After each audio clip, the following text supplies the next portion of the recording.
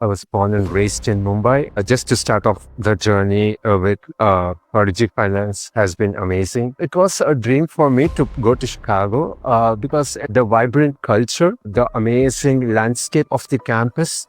My US visit was a second time. F1 visa getting stamped and approved was a nerve-wracking experience. There were 5 rejections in front of me, Cindy. But I had my nerves, I had my confidence, I had my level of focus. The officer didn't ask a single question. He just says, your visa is approved. Be proactive, network with communities through Facebook, LinkedIn. There is an app called Meetup and there is an app called Eventbrite. I highly encourage international students to install these two apps. Never limit yourself to one particular thing. Be flexible and open to talk to people. I'm sure every international student can succeed. Hello and welcome to the International Student Podcast by Prodigy Finance. My name is Cyndi and today we are chatting to Narendra. He's a valuable member of our community and he's here today to share his study abroad journey. Thank you so much for joining us today, Narendra. Hello, everyone. My name is Narendra. I was born and raised in Mumbai. Just to start off the journey with Prodigy Finance has been amazing. So, firstly, what made you decide on the University of Illinois and Chicago specifically? And I'm also interested to know at which point did you go, okay, I want to go and do my master's in the US? What inspired that decision? Absolutely. I would happily answer that. So, when I went for my bachelor's, there was no proper guidance, Cindy. So, what happened was I was able to find a university. However, their funding was too less. I never know that there is something called Prodigy Finance at that point of time. I was into University of Toledo, Ohio at that time. I happened to visit one of my friends. She was doing her master's in biology from Illinois Institute of Technology. That's where I came to Chicago in the year 2015. That's the first time I kept my foot on Windy City, Chicago. It was a dream for me to go to Chicago because the vibrant culture, the amazing landscape of the campus, they have multiple campuses like the main campus and they have a downtown campus. Downtown campus focuses on business and analytics part of it. Main campus focuses on engineering kind of a thing. Mine was a management kind of a course because it was practical masters. Mine was not into science courses. So majorly, I got an opportunity to explore the full campus within a span of 3 years. I was a research assistant. I was a graduate student ambassador. I was also a senator of the Student Government Association on campus.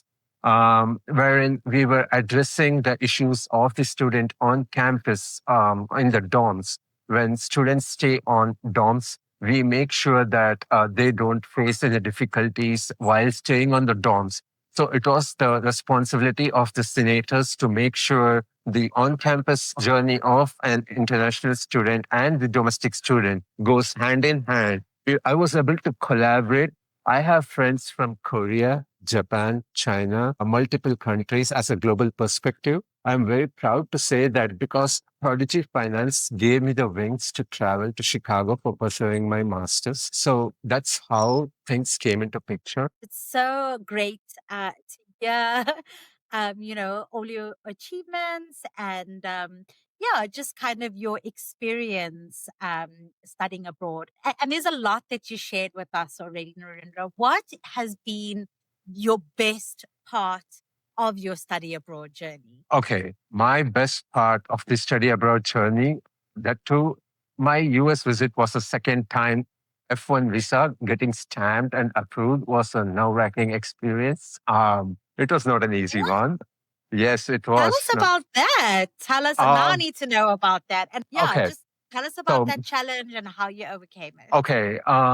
So there was a situation where I was working full time with Cognizant Technology Solutions. However, I had a dream of pursuing my master's. In the year 2021, when we tried for the visa issues, there was a issue that like I already had a visa on my passport stamps. So there was like, we went approaching for families and relatives who can help us fund our master's thing. However, my friends came into picture, and that's how I was able to get into the visa approval. For the visa approval, I needed the finance letter from the Prodigy. That came into picture, and that's where we get stuck.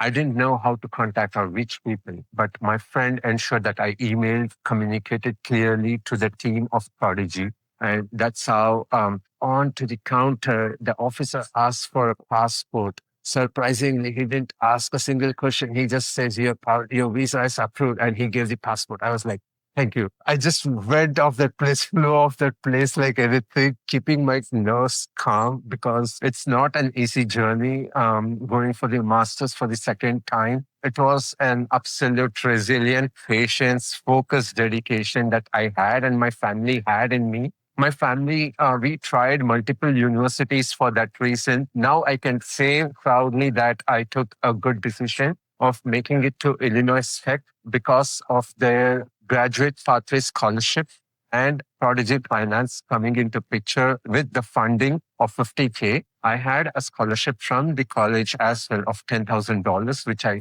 was able to use it for the 3 semesters. That gradually decreased my tuition fees and everything compared to other students, those who are taken the Prodigy loan. However, uh, I just wanted to tell you was, the day of the visa, I was there at 7:30 in the morning. We were taken inside the embassy around 10 a.m. in Mumbai. We were waiting in the queue for almost 1 hour, 30 minutes. That was a huge line. There were 5 rejections in front of me, Cindy. So there were like 5 to 6 rejections going on right in front of me. I can see that they're getting rejected. I was like, man, but I had my nerves, I had my confidence, I had my level of focus that I was able to answer confidently that this is what I did. The only question that was asked to me was, did you visit any other country? I said, no, I was only in India after the US visit in the year 2014. But most of the contributions, the 90% of the contribution and my achievements, the credit goes to Prodigy Finance. And 10% of it, I would give it to my family, because family was able to just pray from their lips that things should go well. I was able to become a mentor in the Prodigy Finance, wherein I was able to connect with other mentors. I was able to connect with other alumni. I did have an opportunity to get into the market while I was on OPT. Once I graduate, I was also on STEM OPT. So I'm always grateful to Prodigy Finance. I had an amazing opportunity of working as a teaching assistant. Even after going in person, I was a TA for 3 courses, and I was very happy to share that I was able to support myself with my tuition fees and some of the cost of the rent of the apartment in Southside Chicago goes up to K per month, and it's very expensive over there. So I would say that Prodigy Finance, 95% of the fees was covered by the Prodigy Finance. So, just Yes. in closing, Narendra, what advice do you have for an international student Okay. who is, yeah, who is thinking about going to study abroad? What advice do you have for that student? Okay. So the advice that I have is be proactive. As simple as that. Be proactive. Network with communities through Facebook, LinkedIn. Network with students, go to the university page, try to connect with peers. That would give an opportunity for you to get exposed, into the community on campus, get involved. Most important, when you go on campus, you will have something called a cultural shock. So for me, the cultural shock I was able to overcome because in India, where you see right outside, just for an example, outside a railway station, when you come out, there will be so hustling and bustling. Mumbai is like fast living city. However, Chicago was not that. Chicago was a slow city. And I had to follow the pace of the people over there and get accustomed to that. It was a bit difficult for me, I would say. The reason why I say that is I didn't network with a lot of people while I was on campus. When I graduated, I had the opportunity of getting in touch with people, attending networking events. I would stress on few things. There are two things. There is an app in the phone called Meetup, and there is an app in the phone called Eventbrite. I highly encourage international students to install these two apps.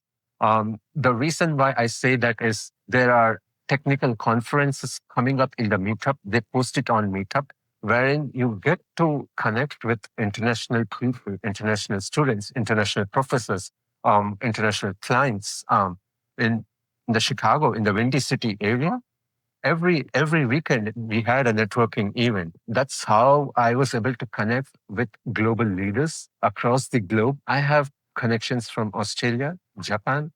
I do have from Johannesburg. I have from UK. That's how I got in touch with so many of the students, and it's all about giving back to the community and giving that positive vibration is so important in today's world. Things are going way too fast. The AI is evolving. While we were into masters, there was no AI. It was just gaming up. However, right now, people are making applications through AI, submitting the loan applications through AI. We need to be mindful of how we use AI. That is one thing international students need to be aware of. One last thing that I would like to end up is never limit yourself to one particular thing. Be flexible and open to talk to people or, getting that opportunity. If you go out in the market and if you go expose yourself in the market, I'm sure every international student can succeed. Thank you, Narendra. And thank Yes. you to our listeners. If you do have any questions, you can pop them in the comments below. You can also find Narendra on LinkedIn. And as he mentioned, he's happy to answer any questions you have about international studying abroad. Thank you so much once again for joining us.